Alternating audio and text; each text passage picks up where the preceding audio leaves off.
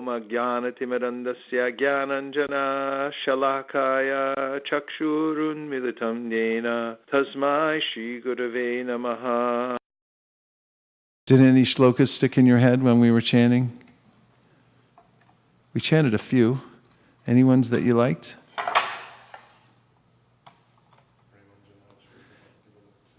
Give him a microphone. When you talk, you have to use a microphone because it's being broadcast and all the other devotees can hear it.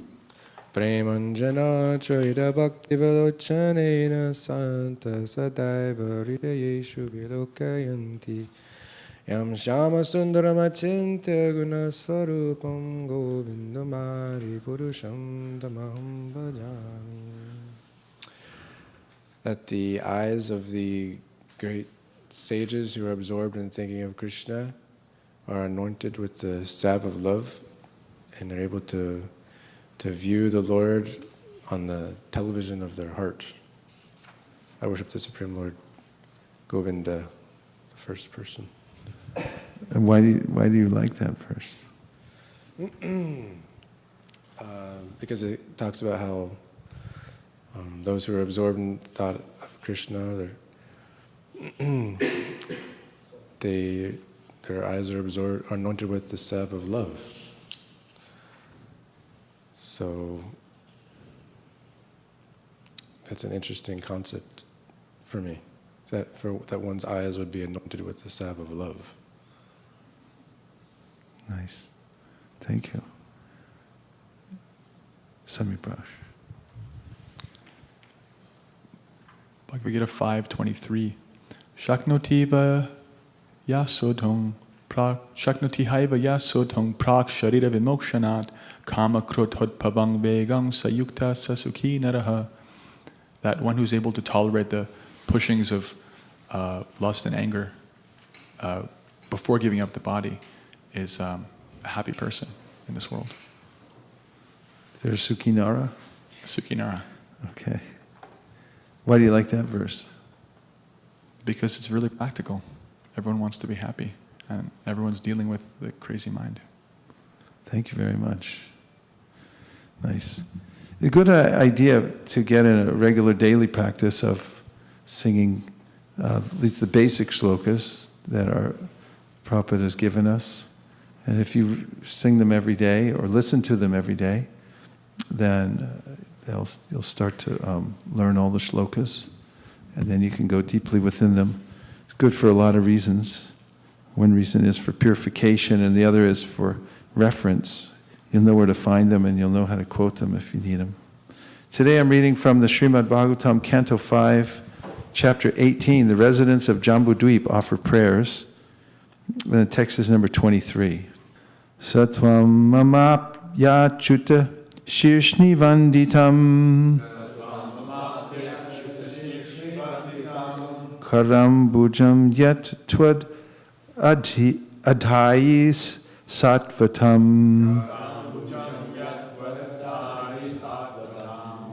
bhibarshimam lakshma varena mayaya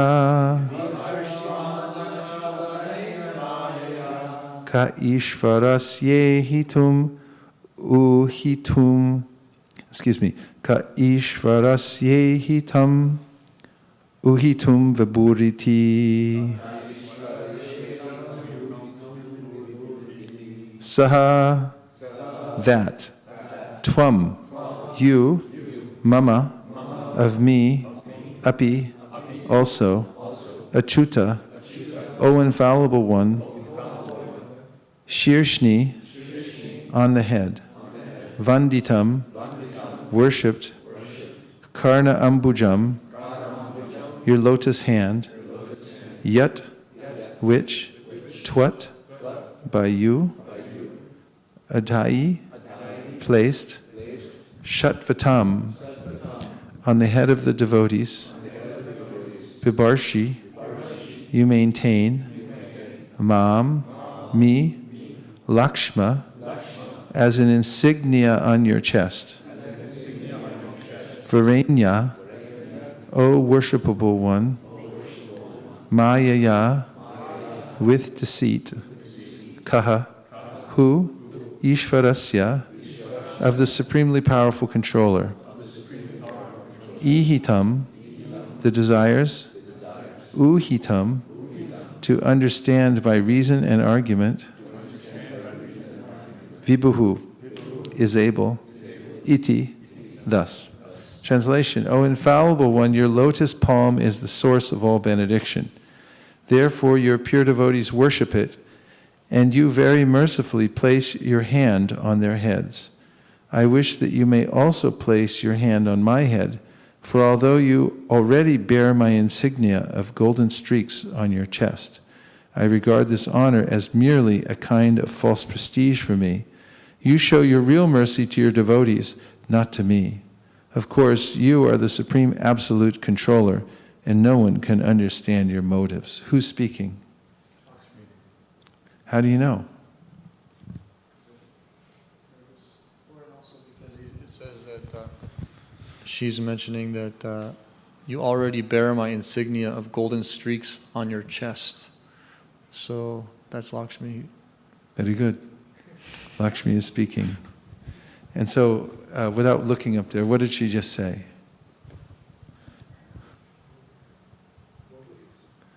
What did she say?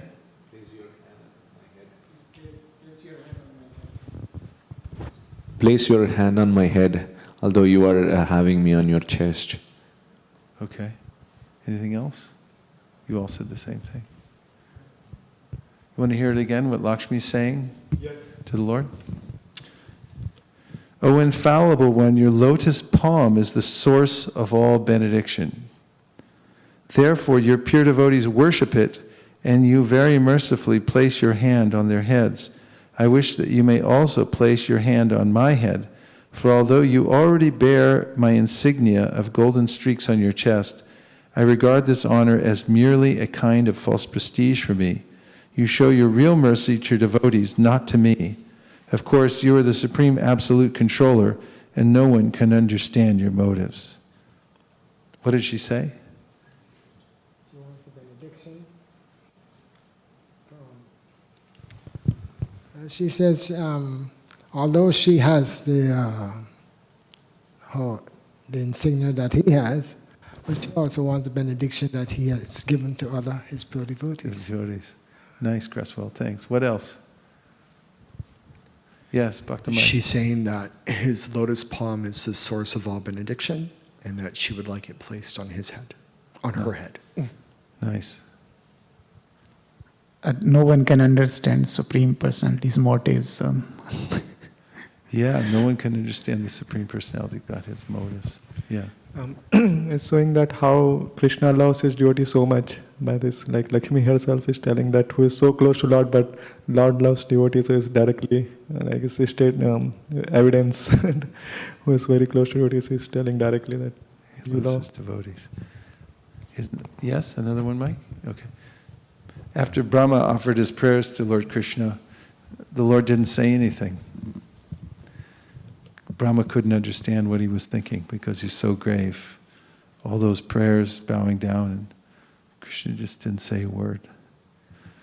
And after Indra had bombed Vrindavan with ice and rain, and he came to apologize, Krishna, in a secret place, he apologized to him, said, I hope I haven't caused you any distress. It's very hard to understand the motives of the Lord. I'll read it again. O infallible one, your lotus palm is the source of all benediction.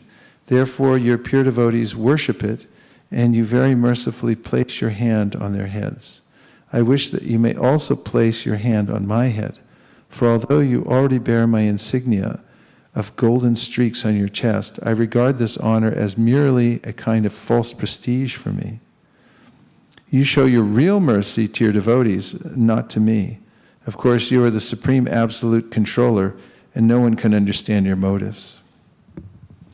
Can I have the Akrura entering Vrindavan, and also the Sarta Darshani? Do we have it? You should order it today if you can. Purport. In many places, the Shastras describe the Supreme Personality of Godhead as being more inclined toward his devotees than toward his wife, who always remains on his chest. In Srimad Bhagavatam 11, 14, 15, I'll take this too, 11, 14, 15 while you're over there. Na tata me priyatama atmayonir na shankaraha na cha sankarshano na shrir naivatma cha yata bhavan.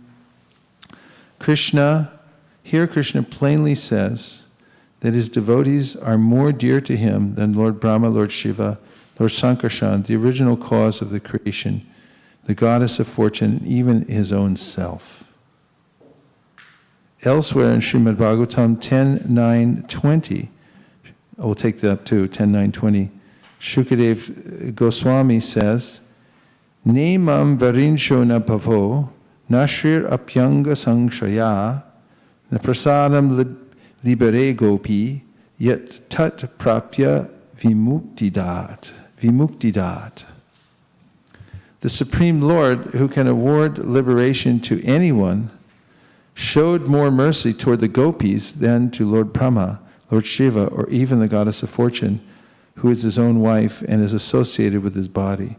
Similarly, Srimad Bhagavatam 10.47.60, we'll take that too.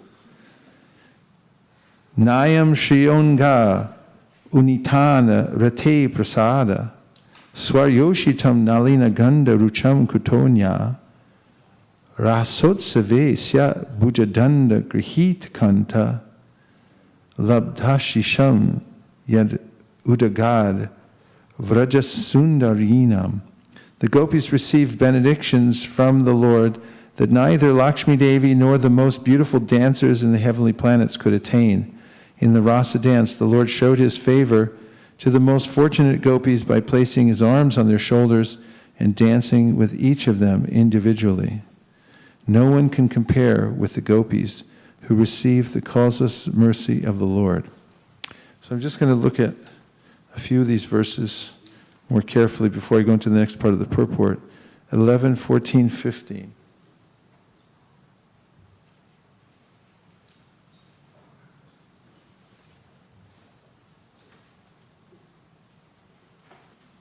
Hare Krishna, Hare Krishna, Krishna Krishna, Hare Hare, Hare Rama, Hare Rama. Here it is, 11, 14, 15.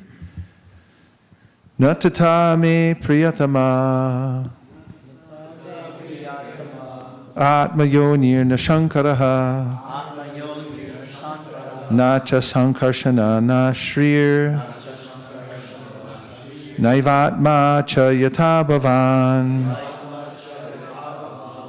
Na, not, tata, in the same way, me, to me, priyatamaha, most dear, Atmayoni, Lord Brahma, who is born from my body, na, nor, Shankaraha, Lord Shiva, na, nor, cha, also, Sankarshanaha, my direct expansion, Lord Sankarshana,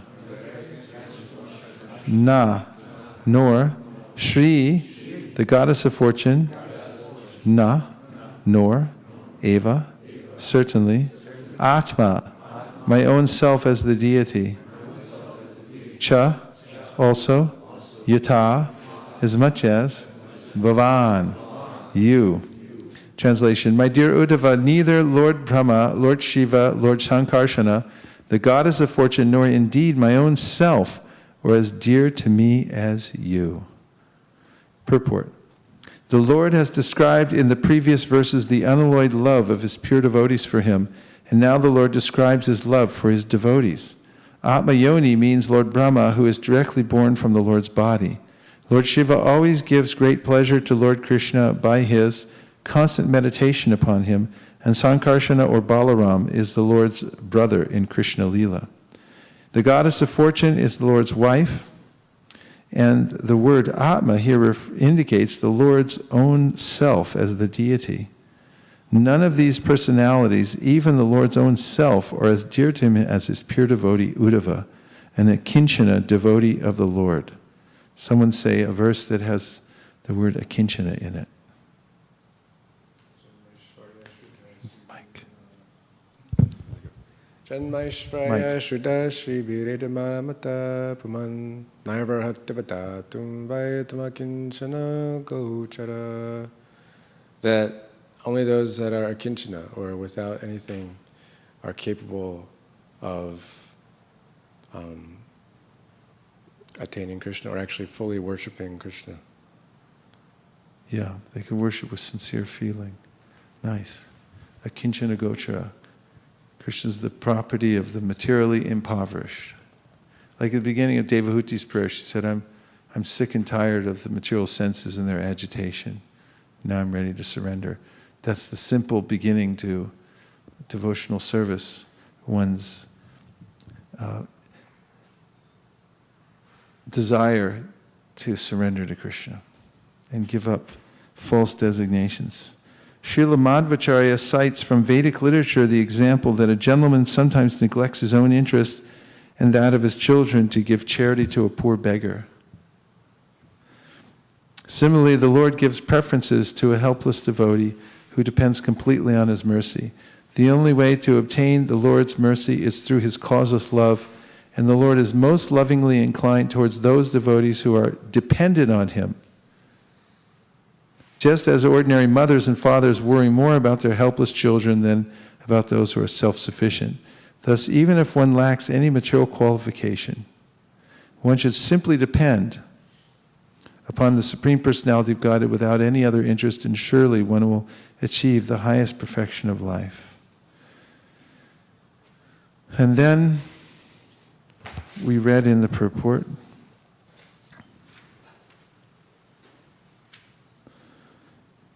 Nimam Varinsho Nabhavo, which is from 10.9.20.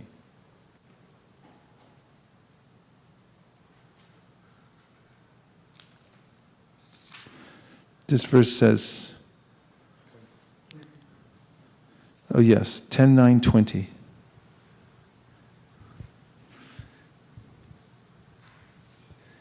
Nimam Varinsho Nabhavo Nashir Apyanga Sangshaya Prasadam Lebare Gopi Yat Tat Prapya Vimukti Dat Na, not Imam, this exalted position. Varinshaha, Lord Brahma. Na, nor. Bhava, Lord Shiva. Na, nor. Shri, the goddess of fortune. Api, indeed. Anga Sangshaya, although she is always the better half of the Supreme Personality of Godhead. Prasadam, mercy. Lebire, obtained. Gopi, Mother Yashoda. Yat Tat, as that which. Prapya, obtained. Vimukti Dat, from Krishna who gives deliverance from this material world. Translation, neither Lord Brahma nor Lord Shiva nor even the goddess of fortune, who is always the better half of the Supreme Lord, can obtain from the Supreme Personality of Godhead, the deliverer from this material world, such mercy as received by Mother Yashoda. Purport. This is a comparative study between Mother Yashoda and other devotees of the Lord, as stated in the Chaitanya Charitamrita, Adi 5.142, Ekale Ishvar Krishna Arsha Britta. The only Supreme Master is Krishna, and all others are his servants. Krishna has the transcendental quality of Britya Vashyata, becoming subordinate to his Britya, or servant. Someone quote a verse besides Madhukari that indicates that that the Lord becomes a servant or conquered by his devotees.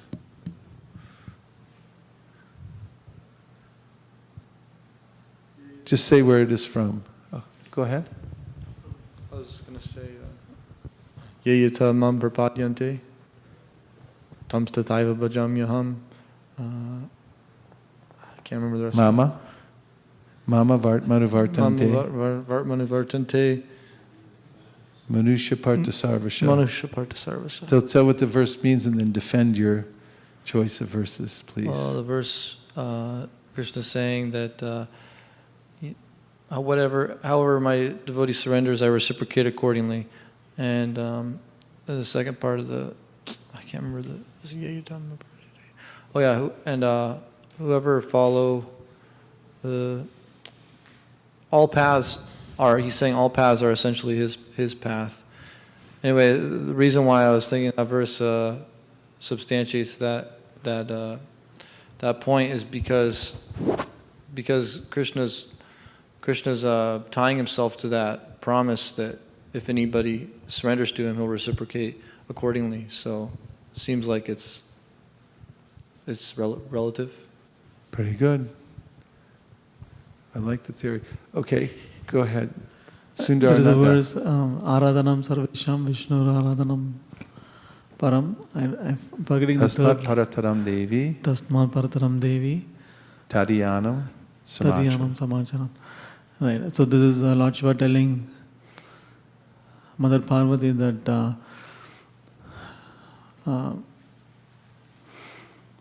that one who claims to be the worshipper of Vishnu or Krishna is actually worshipping the devotees of the Lord is better than directly worshipping Lord Vishnu or Krishna. And yeah, the Tadiya is the best. That those things in relationship with the Lord. Worship of Lord Vishnu is the highest, but higher than worshiping Lord Vishnu is worshiping those things that are dear to Lord Krishna. And the devotee is the most dear to Lord Krishna. Therefore it is said that, so sometimes, why worship the devotee? Why is it so much emphasis in the Shastra? Vaishnavism means you place yourself under the shelter of a Vaishnav, you worship a Vaishnav. And one of the reasons is that Krishna is so dear to his devotees, the devotees are so dear to him, he wants to serve them. He becomes subordinate to his servants, actually. But the servants won't take anything from Krishna. Prahlad Maharaj was offered so many times, Lord Nrsimhadev, take a benediction. No, thank you. I'm not a merchant. I didn't come here to take something. and we see over and over again the Lord offering to the devotees, but they won't take. So Krishna wants to serve his devotees, they won't take. So that's a problem. So if then somebody else worships the devotee, if somebody else gives to the devotee, then that fulfills Krishna's desire. That's why it's better to worship the devotee than it is to worship Krishna directly, because Krishna is most favorable towards the devotees. He loves his devotees more than himself, and he doesn't get an opportunity to serve his devotees. So if you serve that devotee, then Krishna becomes most pleased. You fulfill the innermost desire of Krishna. I see shloka books coming out, okay? Usually we have them lined up so you can use them. Go ahead. This is answering the question of giving a verse that shows that Krishna becomes subordinate to his devotees. Narayan says in the 9th canto, chapter 4, verse 68, Sadhavo hridayang mahyang sadhunang hridayang tvaham madanyatina jananti nahang tibyo managapi, that the pure devotee is always within the core of my heart, and I am always in the heart of the pure devotee. My devotees do not know anything else but me, and I do not know anyone else but them. Substantiate. Well, he's saying that, I mean, I guess it's kind of in context. He's saying that I can't actually forgive you for your offense to Maharaj Ambarish, because my pure devotees are completely dedicated to me, so I'm completely dedicated to them, and I can't do anything for you. I don't know anything but them, so they're my only concern. It's just in context. If you want to have forgiveness, you have to go to them. I'm not independent, in other words. Okay, that's good. Good substantiation. Madhukari's going to, I'll bet, the 10th canto.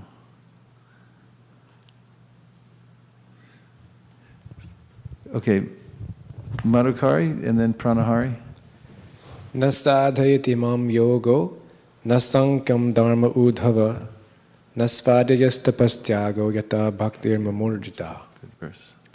This is from the 11th canto, chapter 14, text 20.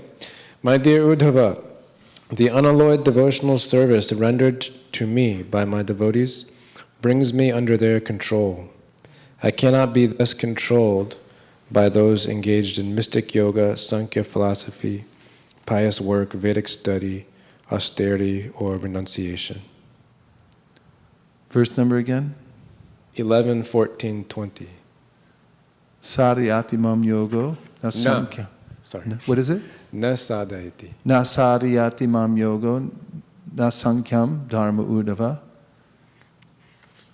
Na Na swadhyaya yasya tapas tapo tyago. tyago. Yata Yata bhaktir mamorjita. Mamorjita. Yeah, beautiful verse. And that one substantiates also. Hey, keep a list. Are you keeping a list of all these? Collect them all. Okay, Pranahari Prabhu. In Bhagavad Gita, chapter 7, text 17, Krishna says, Tesham jnani nitya yukta eka bhaktir vishishyate priyo hi jnanino tyartam aham sacha mama priyaha. Of these, the one who is in full knowledge and who is always engaged in pure devotional service is the best. For I am very dear to him, and he is dear to me. And then Krishna says in the next text, Udara sarva evaite jnani twatmaiva me matam astita sahiyuktatma mam evanutamam gatim. All these devotees are undoubtedly magnanimous souls, but he who is situated in knowledge of me, I consider to be just like my own self. Being engaged in my transcendental service, he is sure to attain me, the highest and most perfect goal.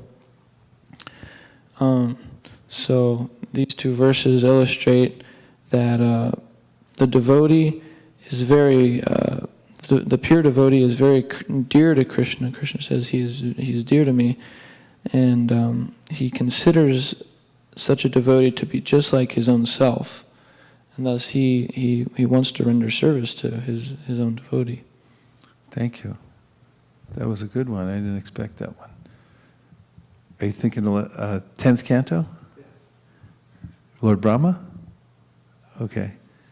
Hold it. Let me see if anybody else knows the verse. There's a verse in Lord Brahma's prayers in which he very specifically says, you're out. He very specifically says that one should give up the process of mental speculation to understand God. One should engage one's body, mind, and words in serving the Lord. One should stay in one's position and hear about Krishna, for by doing so, blank. Do you know the verse? Okay, go ahead, Madhukari. It's in the 10th canto, 14th chapter. Text 3. Text 3. Jnane You got to hold that microphone right up to your mouth. Jnane priyasam utapasya namanteva jivanti sanmukaritam bhavadiyavartam stane stita shrutikatam tanuvan manobi prayasho jita jito pyasita istrilokyam. Those who, even while remaining situated in their established social positions, throw away the process of speculative knowledge and with their body, words, and mind offer all respects to descriptions of your personality and activities, dedicating their lives to these narrations, which are vibrated by you personally and by your pure devotees, certainly conquer your lordship, although you are otherwise unconquerable by anyone within the three worlds. Thank you very much. So Krishna's name is Ajita, means unconquerable, but he becomes Jita. He's conquered. The one who hears about Krishna and submissively renders service develops this love for Krishna, which is a product of the internal energy. This love for Krishna comes from Krishna's Swarup Shakti. And Krishna's controlled by his Swarup Shakti, by this love. So the Ajita becomes Jita.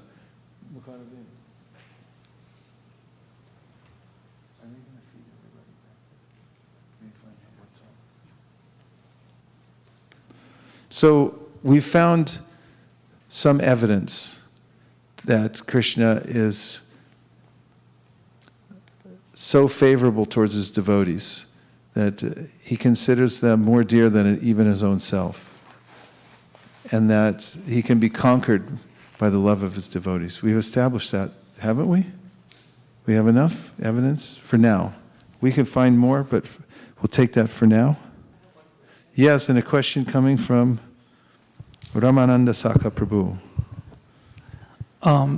The Krishna in one of the verses we read, Krishna stated that neither Lord Brahma, Lord Shiva, or Goddess Lakshmi, or even his own expansion, the Adisesh, none of them are more, or even his own self, none of them are more dearer than Uddhava or his devotees. But they are also the personalities who he stated, they are also his devotees. And especially Lord Sesh, who can be better devotee than him, because he's constantly serving him, chanting his names. So why does he state that, makes that statement as if they are not his devotees and others are? It's true that he's intimately attached to all of his devotees. But in the spiritual world, there's perfect, more perfect, and most perfect. And we find in the Brihat Bhagavatamrita the search for the devotee who has the most mercy by Narada Muni. And he starts off by meeting at Kumbh Mela. He sees this Brahmin come out and worship his Shalagam Shila completely in the mode of goodness. And then afterwards, he offers a prayer that whatever sukriti I've gained from doing your worship today, my Lord, I offer back to you. I don't want anything. Your devotional service. And Narada said, this devotee he's the best. He has received the most mercy. And he approaches that devotee, and that devotee says, I don't have any mercy. I'll show you, there's a king. He's worshiping the Lord with greater opulence. You go to see him. So Narada Muni visits him, and he says, not me, it's Indra. And Indra then points to Brahma, Brahma points to Shiva. Each one points to another devotee who's got more mercy and gives valid evidence why he's actually not favored by the Lord.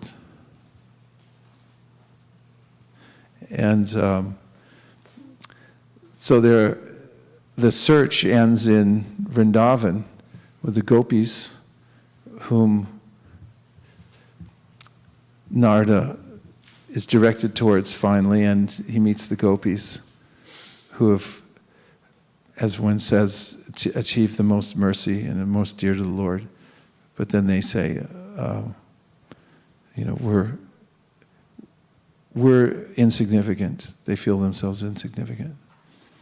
So there are different moods and gradations, the way Krishna has appreciation for various devotees, that are the variety even within the oneness of his love for all his devotees. Thank you. Okay.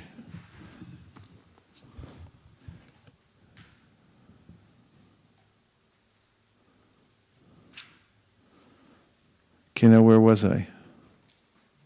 5th canto. Did I read all the verses? Oh, now where's the 5th canto? Oh, it's right there. Just, did we read from 10:47:60?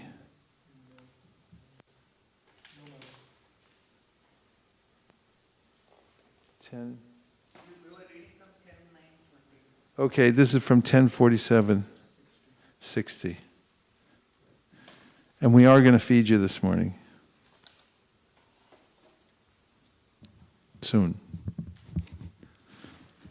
10:47:60. Nayam Shiyongha nitana rate prasada swarayoshitam nalina ganda rucham kutonya rat sotsave sya vujadanda grihita kanta labdhashisham ya udagad vrajavallabhinam. When Lord Sri Krishna was dancing with the gopis in the Rasa Leela, the gopis were embraced by the arms of the Lord. This transcendental favor was never bestowed upon the goddess of fortune or other consorts in the spiritual world. Indeed, never was such a thing even imagined by the most beautiful girls in the heavenly planets, whose bodily luster and aroma resemble the lotus flower. And what to speak of worldly women who are very beautiful according to material estimation. Purport. The word meanings and translation for this verse are taken from Srila Prabhupada's English rendering of Chaitanya Charitamrita Madhya 880. Srila Vishwanath Chakravarti comments as follows: Lord Krishna, the best of all avatars, exists on the highest platform of purity and morality, and thus he always remained praiseworthy by all, even while accepting worldly criticism for his cow tending, wandering in the forest, taking meals with young monkeys, stealing yogurt, seducing other men's wives, and so on.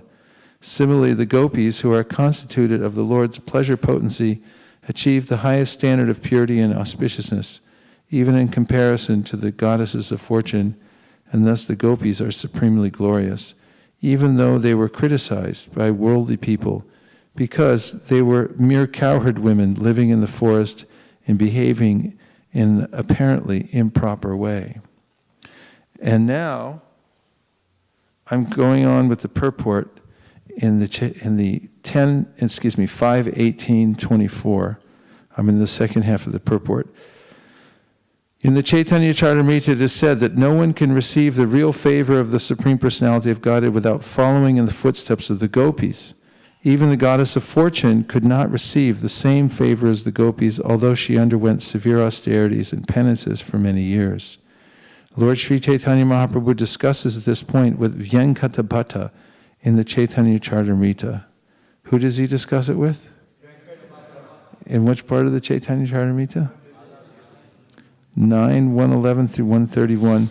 The Lord inquired from Vyankatabhata, your worshipable goddess of fortune Lakshmi always remains on the chest of Narayan, and she is certainly the most chaste woman in the creation. However, my Lord is Lord Sri Krishna, a cowherd boy engaged in tending cows. Why is it that Lakshmi, being such a chaste wife, wants to associate with my Lord? Just to associate with Krishna, Lakshmi abandoned all transcendental happiness in Vaikuntha, and for a long time accepted vows and regulated principles and performed unlimited austerities. Vyankatabhata replied, Lord Krishna and Lord Narayan are one and the same, but the pastimes of Krishna are more relishable due to their sportive nature. They are very pleasing for Krishna's shaktis. Since Krishna and Narayan are both the same personality, Lakshmi's association with Krishna did not break her vow of chastity. Rather, it was in great fun that the goddess of fortune wanted to associate with Lord Krishna. The goddess of fortune considered that her vow of chastity would not be damaged by her relationship with Krishna. Rather, by associating with Krishna, she could enjoy the benefit of the rasa dance. If she wanted to enjoy herself with Krishna, what fault is there? Why are you joking about this? Lord Chaitanya Mahaprabhu replied, I know there is no fault in the goddess of fortune, but still she could not enter the rasa dance. We hear this from revealed scriptures. The authorities of Vedic knowledge met Lord Ramachandra in Dandakaranya, and by their penances and austerities they were allowed to enter into the rasa dance. But can you tell me why the goddess of fortune, Lakshmi, could not get that opportunity? To this, Vyankatabhata replied, I cannot enter into the mystery of this incident. I am an ordinary human living being. My intelligence is limited, and I am always disturbed. How can I understand the pastimes of the Supreme Lord? They are deeper than millions of oceans. Lord Chaitanya replied, Lord Krishna has a specific characteristic. He attracts everyone's heart by the mellow of his personal conjugal love. By following in the footsteps of the inhabitants of the planet known as Rajaloka or Goloka Vrindavan, one can attain the shelter of the lotus feet of Sri Krishna. However, the inhabitants of that planet do not know that Lord Krishna is the Supreme Personality of Godhead. Unaware that Krishna is the Supreme Lord, the residents of Vrindavan, like Nanda Maharaj, Yashoda Devi, and the gopis, treat Krishna as their beloved son or lover.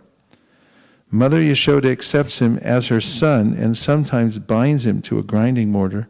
Krishna's cowherd boyfriends think he is an ordinary boy and get up on his shoulders. In Goloka Vrindavan, no one has any desire other than to love Krishna. The conclusion is that one cannot associate with Krishna unless he has fully received the favor of the inhabitants of Brajabhumi. Therefore, if one wants to be delivered by Krishna directly, he must take to the service of the residents of Vrindavan who are unalloyed devotees of the Lord.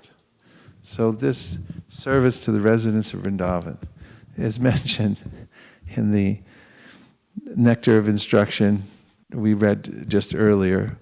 That's the process. Tannama rupa charitari kirtananu smrityo kramena rasana manasi niyoja. Tishtan vraje tananuragi jananugami kalam nayed akilimitipadesha saram. The essence of all advice, Rupa Goswami says, is that one should nicely hear, chant, remember the Supreme Lord, and then gradually one will develop an attraction, anuragi, for a particular resident of Vrindavan, and then follow in the footsteps of that devotee very specifically. And in the Nectar Devotion, Bhakti Rasamrita Sindhu, it's explained actually in the commentary by Jiva Goswami that we are to follow Rupa and Sanatan and their sadhaka dehas. They are residents of the spiritual world as manjaris, serving Srimati Radharani in the spiritual world. However, they also in this life, in this world, they follow Sri Chaitanya Mahaprabhu. Mahaprabhu told them, go to Vrindavan. And what did he tell them to do in Vrindavan? Excavate the holy places. Anything else?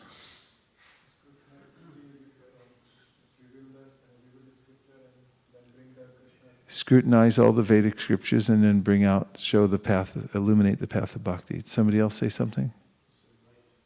Right. Yes.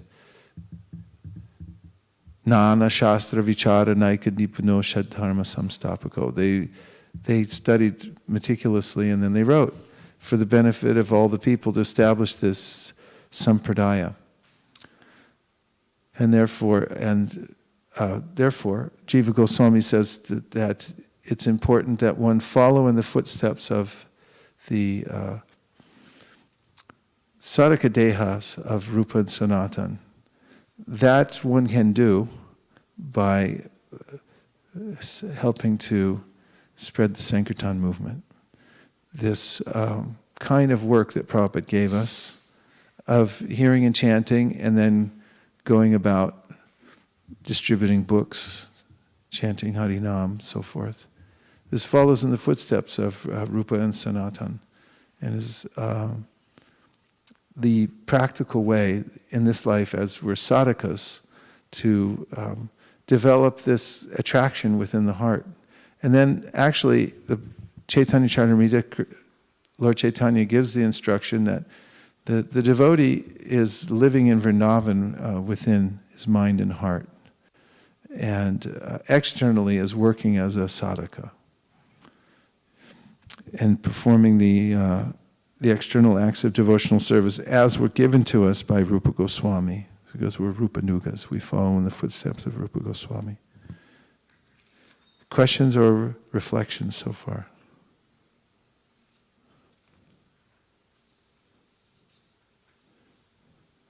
Reflection means one thing you heard so far that's stuck in your mind. Yes.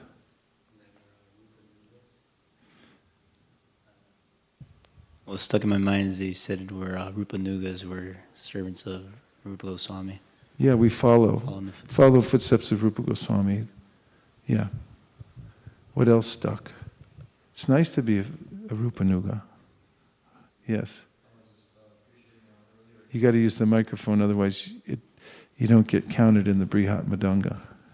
I was just appreciating earlier how you were saying that I wrote it down even, that that we should serve Krishna's devotees because Krishna can't serve them, and therefore when you serve his devotees, then it fulfills the innermost desire of his heart. I thought that was really a deep point.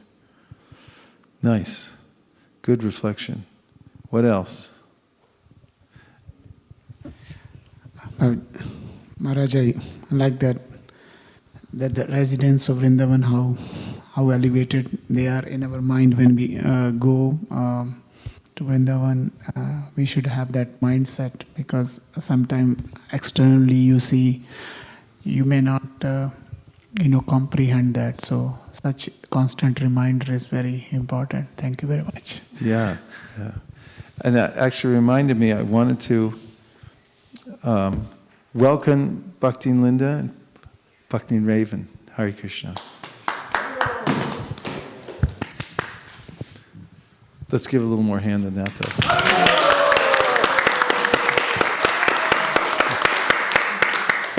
They came all the way from Texas.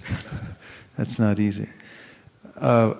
In the section of the Srimad Bhagavatam describing Akura's entrance into Vrindavan, on the way there, did you bring me that book?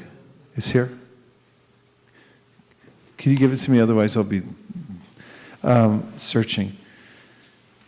He's meditating on how he's going to meet Krishna, and he's thinking about the hands of Krishna. Can you find that verse? Just this is the same here. He's thinking of the lotus hand of Krishna, and so there's a very beautiful section in this Bhagavatam description of Akura entering Vrindavan, where he's meditating on Krishna. He's thinking of his lotus hand and how he'll place it on his body, and therefore he'll achieve all benediction. And he remembers how various devotees have received benediction from the touch of Krishna's hand. What else? Other reflections? Yes, Sundara. One was the conversation between Lord Chaitanya and Venkatapata that we read in the purport. Yes. How, it's such secret knowledge is revealed at the highest form of worship that is worshipping Krishna in the mood of residents of Vrindavan is being revealed actually by Sri Chaitanya Mahaprabhu. And yeah, this is what, were you finished? Yeah. Sri Chaitanya Mahaprabhu came to reveal this, that there's the most intimate way of worshiping God. There's many different ways according to one's mood and approach. Itam satam brahma sukhana bhutya dasyam gatanam paridaivatena mayashitanam naradarakena sakam vrijaru krita punya punja. Shukadev Goswami notes that according to various devotees' approach, they see Krishna in different ways. That some, they see him as the Brahman, others they worship him in opulence, and those who are materialists, they just think he's an ordinary person. But the residents of Vrindavan, Sakam Vrajaru Krita Punya Punja, they're so fortunate that they're playing with Krishna on an equal level. And Chaitanya Mahaprabhu mentions that he, for a long time, no one's understood or heard about this kind of devotion. Anarpita charim chirat karuneva tirna kalau. We chanted that verse earlier. That for a long time I've not taught this, or forever. I've not given this secret about the highest form of worship of the Lord. And also we find in the Bhagavatamrita that Uttara intuits that there must be a place, because there are devotees that have this extremely intimate kind of love for Krishna. She says there must be a place that's special to have this kind of worship. And therefore she asked her son, Parikshit Maharaj, after the Bhagavatam was spoken, there was some time, she asked him to give, not very much time though, to give a summary. And she said there must be a place for this kind of worship, because there are these devotees that have this very intimate love for Krishna. And Parikshit Maharaj likes the question very much. And then he gives a description of all the different realms of the universe, and then it culminates in this Goloka Vrindavan, where the devotees have this kind of devotion, which is that they just love Krishna. It's not obscured. Their love for him is not obscured by any kind of opulence. It's like when you have friends, the most intimate kind of friends are those where the opulence is all gone. And you can cut each other down if you want. You can make a joke at the other person's expense. I have friends like that, where I can say something derogatory at the other person's expense, and then we both laugh about it and really enjoy it. And I have like other godbrothers where I would hesitate to do that, because I think maybe that would cross the line. Even because that thought comes in my mind, it restricts me. There's still some formality there. But in Goloka Vrindavan, there's no more formality. It's all just out of love for Krishna. Nayam Sukapo Bhagavan Dehinam Gopikasuta Jnaninam Chatmabhutanam Yata Bhaktimatam Yata. Krishna says, no, that's not the right last line. What is the right last line? This is a famous verse from this section of Lord Chaitanya discussing with Vyankata Bhatta, where he says, Nayam Sukapa Bhagavan Dehinam Gopikasuta Jnaninam Chatmabhutanam Yata Bhaktimatam. Anyway, find the last. In this verse, it says that Krishna is not easily approached except by this kind of spontaneous devotion. Do we have any chairs? Put out some chairs in case anybody wants, just like 2 or 3 chairs. If anybody wants a chair, please sit up. Be comfortable. Yes, Cresswell, take a chair? Yeah, he'll take a chair. Main objective is not to sit on the floor. Main objective is to sit one way or the other. Put them in the back, because they block. There you go.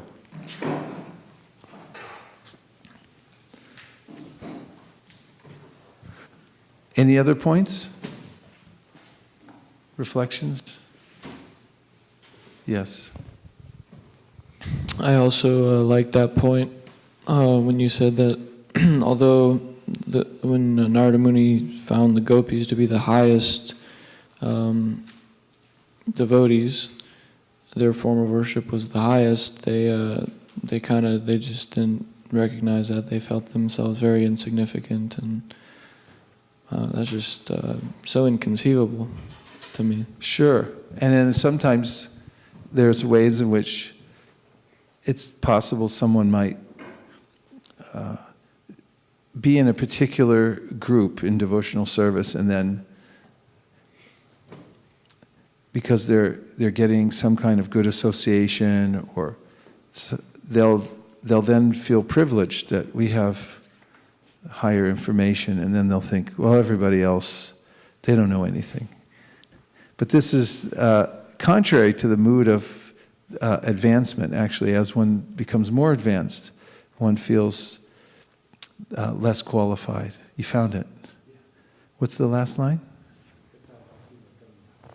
Yata? Yata bhakti matam yaha. Iha, in this world. Okay. Yata bhakti matam iha. So how was the journey from Texas? What was good about it? We got to come. Any realizations on your journey? As Akura, we talked over the last couple of classes about Akura entering in Vrindavan. And as he's journeying there, he's thinking about the circumstance and he's meditating on Krishna and so forth. So when we travel some kind of pilgrimage, go to a temple, go to see devotees, it has to have some special meaning to it. Any revelation you'd like to share about your journey? Any obstacles getting here? Not really any obstacles. Just getting to be in the presence of my God brothers and God sisters and you was what was on my mind.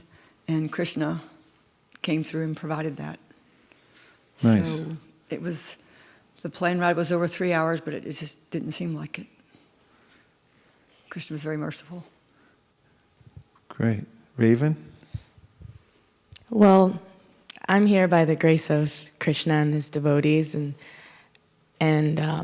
I was really sort of getting into my routine of settling back into Dallas in the community there. So I'm gratefully been ejected from where I was working and serving. So I'm glad to be here. Nice. Great to see you. Hare Krishna. What else? Anything else you heard so far? Cresswell. Well, actually, coming back to Krishna, wants to give benediction to the pure devotees, and they're refusing to accept.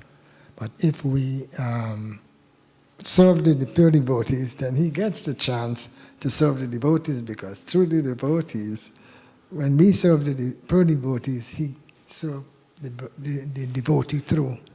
Serve us through the devotee. It fulfills his purpose. Yes, it fulfills It's very his pleasing purpose. to Krishna. Yeah. Nice. Thank you very much. What else? Angelo.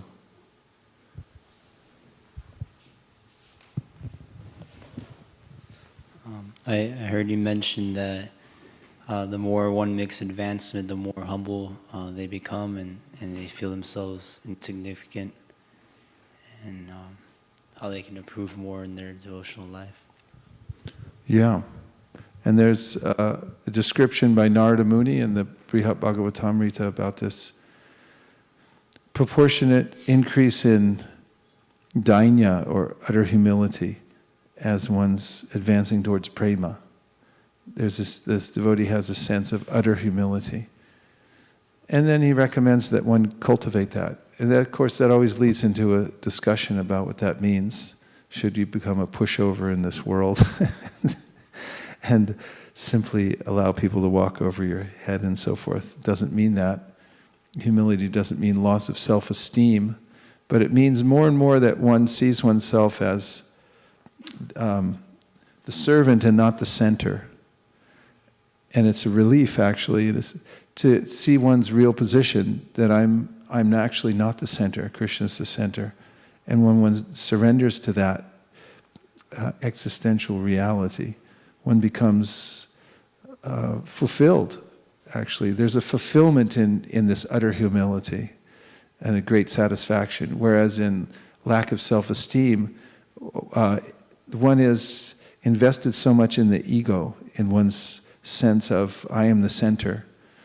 And then one's disappointed, one simply says that, I'm very low, but is disappointed and is feeling, disappointed for not being in center and unhappy. So humility actually is the first symptom and the first process that Krishna mentions for connecting with transcendental knowledge. Amanitvam, adamvitvam are the first two, humility and pridelessness. Open one to the possibility of allowing Krishna's grace. And I was thinking this morning, while chanting japa, how Lord Chaitanya, in his expression about the holy names in the Shikshashtakam, says, Durdaivam idrishami hajani nadaragaha. That I'm very unfortunate because although this is the direct process, I'm connecting with Krishna personally through his name, that I don't have any attachment to it. I give it up at any second and walk away and do something else. How unfortunate is that? He says, I must be cursed. And then he gives the solution in the next verse, which is that to become very humble, cultivate this humility, being lower than the straw in the street, and to be tolerant, and to give respect to others and not expect any respect in return. And in the Bhagavad Gita, in the 15th chapter, there's a section at the last verse in the purport. Prabhupada describes how to make advancement in spiritual life. One must overcome weakness of heart. This weakness of heart means that one becomes attached to matter and then is unwilling, unable to give it up, becomes entangled. So Prabhupada says one must give up weakness of heart. And then he says that in the first 5 verses of the chapter 15 of the Bhagavad Gita, Krishna explains how to give up weakness of heart. Actually, I'll just read you that section.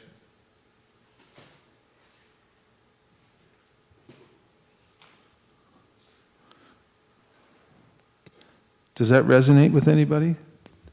Weakness of heart?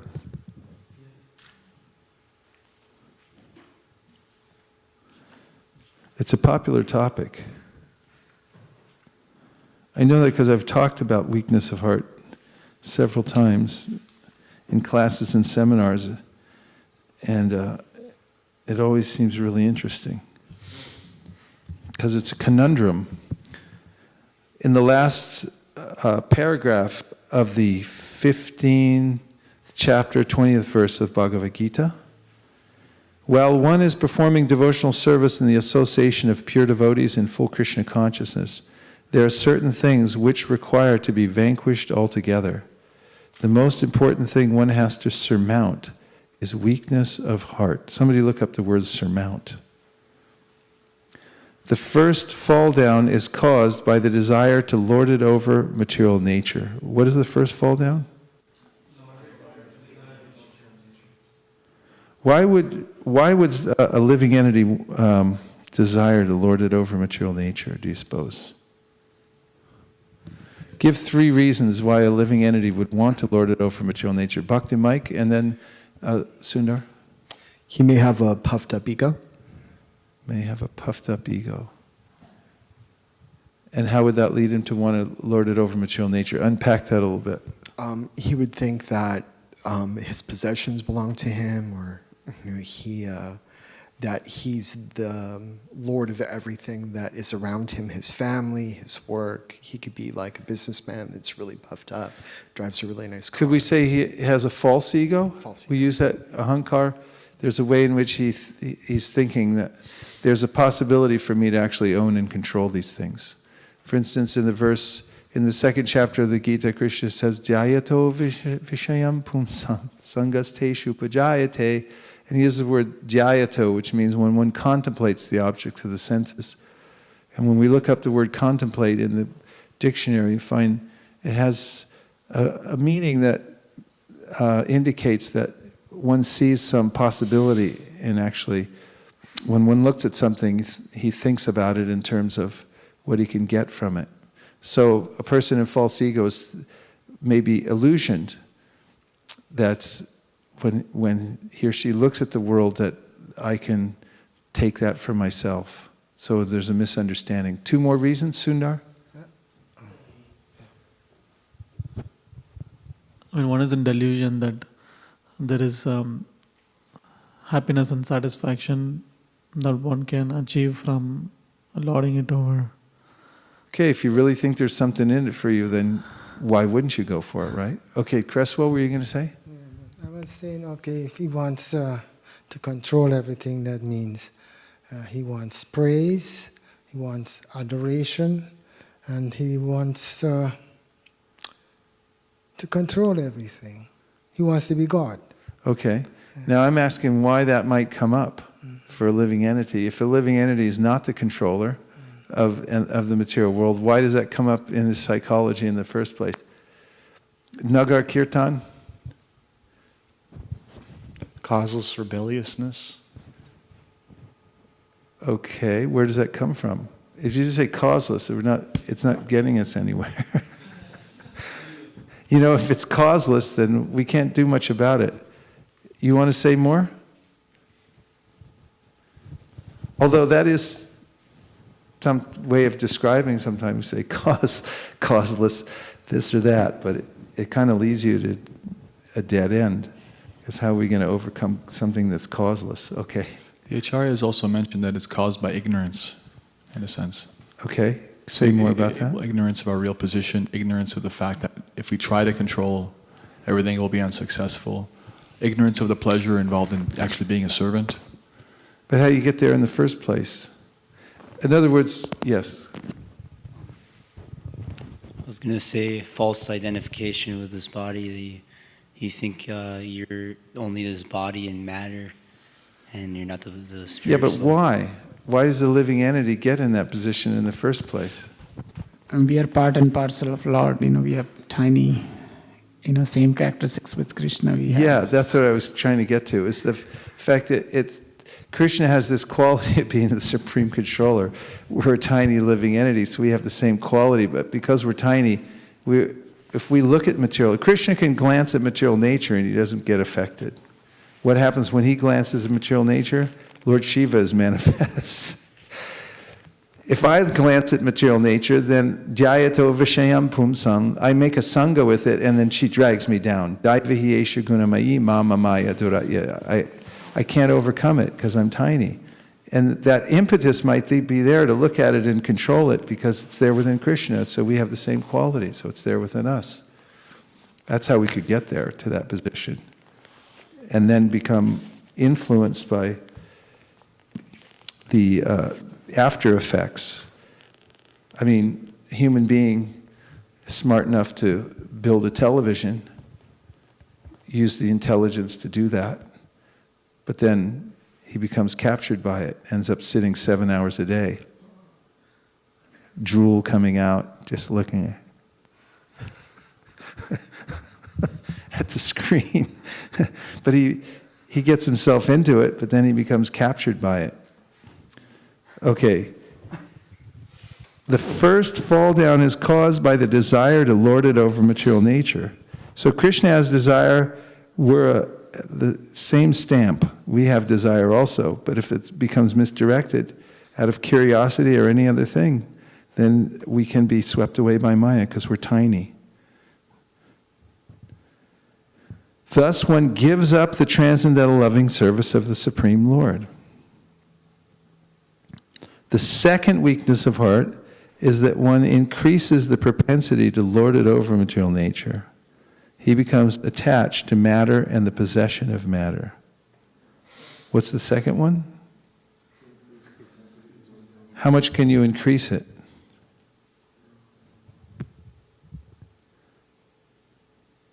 How much can you increase your attachment to matter? Huh? Limitless? Until what? Until you realize it's the source of your problems. But you could become more and more and more and more attached, right? If there's no intervention through knowledge or a higher taste, you could go on increasing your attachment to matter. So the second weakness of art is that one increases the propensity to lord it over material nature. He becomes attached to matter and the possession of matter. Oh, I got another note here. So what is it? And what time are the devotees going to be fed? Could you check on that? Okay. Check and see what time. We don't want to starve you all. And then, the problems of material existence are due to these weaknesses of heart. In this chapter, the first 5 verses describe the process of freeing oneself from these weaknesses of heart, and the rest of the chapter, from the 6th verse through the end, discusses Purushottam Yoga. So the first 5 verses describe what in the 15th chapter? What's the idea of describing a banyan tree? How does it help us overcome weakness of heart? Pranahari? Well, it illustrates just how entangled we are in this illusory network of Maya. But what information do we get from those first few verses that would give us some kind of strength not to become entangled, or to even want to become disentangled? Samyaprash. Well, it's established that the tree of the material manifestation is a reflection of another tree, the real tree. So by situating ourselves in the real thing, one can become detached from the material reflection. If someone comes along and tells you, you're getting faked out, you're perfectly happy until someone comes like, hey, you just got ripped off. And they're like, what are you talking about? I want my money back. I mean, we get information that you're looking at the reflection, you're not actually getting the real thing. And then you might look at things a little bit differently. And you may understand what the cause of your constant frustration is. So this morning we chanted, we sang the Guru Puja, we sang some bhajans by Bhaktivinoda Thakur, we recited the Brahma Samhita, we recited the Sri Upanishad, the Upadeshamrita, 5th chapter of Bhagavad Gita, 2nd chapter of the Bhagavatam, the Mangalacharna from the Chaitanya Charitamrita. Anything else? Guravashtakam early in the morning at 4:30 a.m. And we've heard Bhagavatam, several verses. And now I'm very happy to announce that it's time for prasadam.